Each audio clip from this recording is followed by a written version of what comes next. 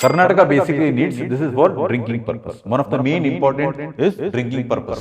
This dispute basically, the one of the main reason is colonial period. What happened? British demarcated the country, or the demarcated, or the agreements were made based on their convenience. Here we have also studied about super El Nino water distribution between Tamil Nadu and Karnataka when it comes to Cauvery River.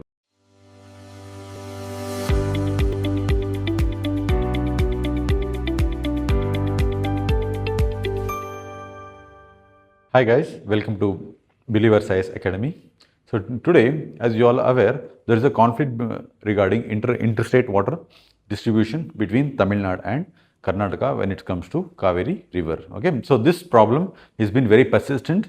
Okay, given its historical background also, this particular water crisis or the water dispute between these two states has been persistently for many years. So even now, in 2026 also, the problem has arisen. Okay, in this particular video, we'll try to understand what are the problems, okay, what actually the problem issue is, and we'll also understand the complete geography of Cauvery River as well. Okay, so let's get started. So here the issue started when Cauvery Water Management Authority has directed or upheld the Cauvery Water Regulatory Committee's recommendations for Karnataka to release 3,500 cusecs a day to Tamil Nadu. Okay, now this was opposed by Karnataka, saying that there was a very low rainfall. Okay, this year we have also studied about Super El Nino.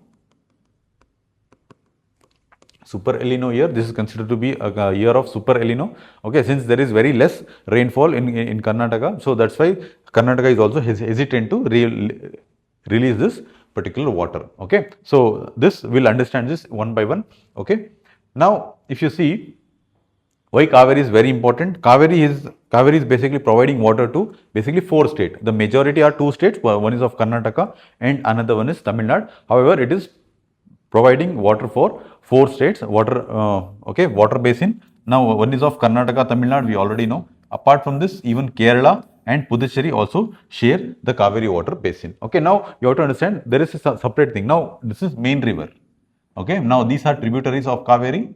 So this entire region is what we call as Cauvery basin. Okay, so even here Kerala and Puducherry also come around this, and the origin of this particular Cauvery river will start from Talkaveri of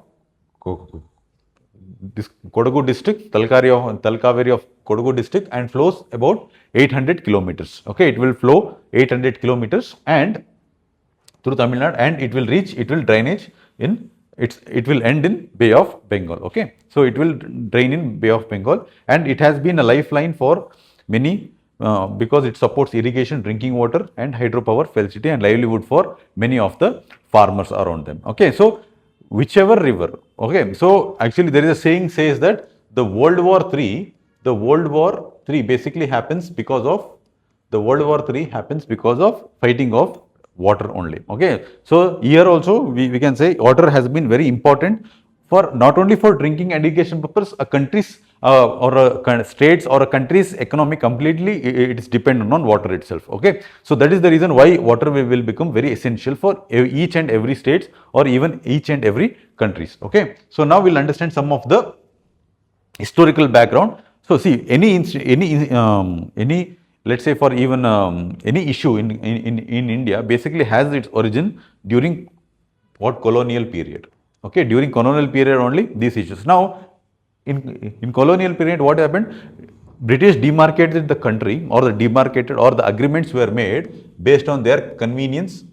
Yes, these agreements were basically made because based on their convenience. So that is why now after reorganization of the states has been reorganized, the boundary has been redrawn. However, since the agreement was there, if we take example of Cauvery only, okay, Cauvery only, the agreement was between Madras Presidency and Mysore. So this agreement was for 99 years basically. Okay, so this agreement, the water sharing agreement for 99 years.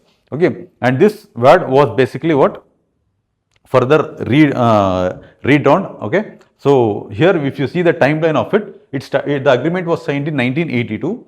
Okay, and after this in 1924 a landmark pact, which means the agreement was to establish this KRS dam KRS dam, what we call as Krishna Sagara dam, and Mettur dam was, and it was permanent. And after 50 years, this clause, this extra clause which was formed after the, I mean, apart from this agreement which was there, this was also included, and this clause was reviewed after 50 years. Okay, now if you see, after in 1974 review period ends, the modern disputes further intensified because people were used to this kinds of water facilities also, and this basically became a tug of war between Tamil Nadu and Karnataka. Okay, now after this, if you see, in 1991 a tribunal was established, 1990, to constitute, okay, an interim order triggered further protest. The tribunal which was given this order, it also further triggered the protest, and tribunal gave its final order in 2007. Okay, now after this, in 2018, Supreme Court modified the allocation which was done by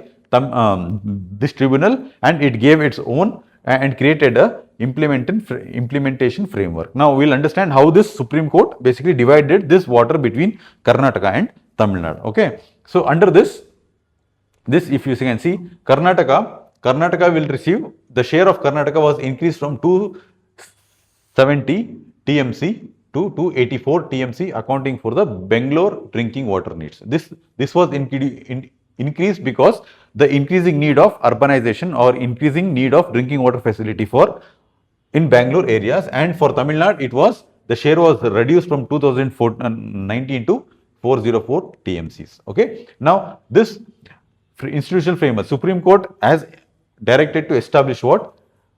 Cauvery Water Management Authority and Cauvery Regulatory Committee, okay, and to reservoir for what? For reservoing, monitoring this reservoir, how much is the inflow of this particular river is there, and the monitoring of this was basically done through this. Okay, now this is the Supreme Court final order which was given by Supreme Court, which we have just revised it. So here, why this decision, why this basically this dispute arises all the time.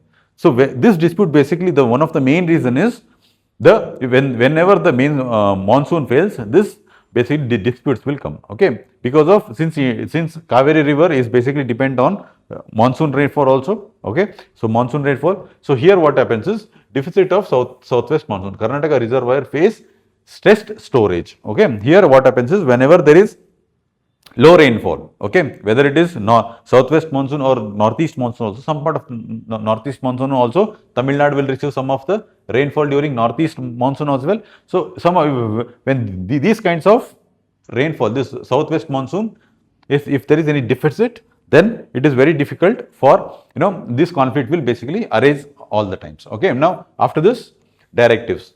This directives of Central Water Regulatory Committee directed to release, whenever this, so let's say this Cauvery Water Regulatory Committee has said that it had directed the Karnataka to release some of the water. So the farmer who was in Karnataka, they will not basically willing to leave this. I mean, they will start protesting because they think that it is very injustice from their part. Okay, now if you see, what are the main reasons why Tamil Nadu also needs this water and why Karnataka also needs this water? Karnataka basically needs, this is for drinking purpose. One of the main important is drinking purpose. Okay, drinking purpose for whom? For Bangalore. For Bangalore, they are dependent on drinking purpose and for hydropower generation and additional storage. So additional storage is whenever there is a deficit monsoon, they want to provide irrigation facilities. So that's why even additional water storage is done. And here what happened is in Tamil Nadu, its concerns are it will impact downstream flow. Okay, whenever any dams are being constructed, say for example, if we take example of Mekedatu dams. Okay, so what it will do, what Tamil Nadu actually opposes is it will affect its downflow of that particular streams. Okay, and Tamil Nadu basically wants this water because of cultivation of paddy. Okay, this paddy is basically, they are dependent on paddy.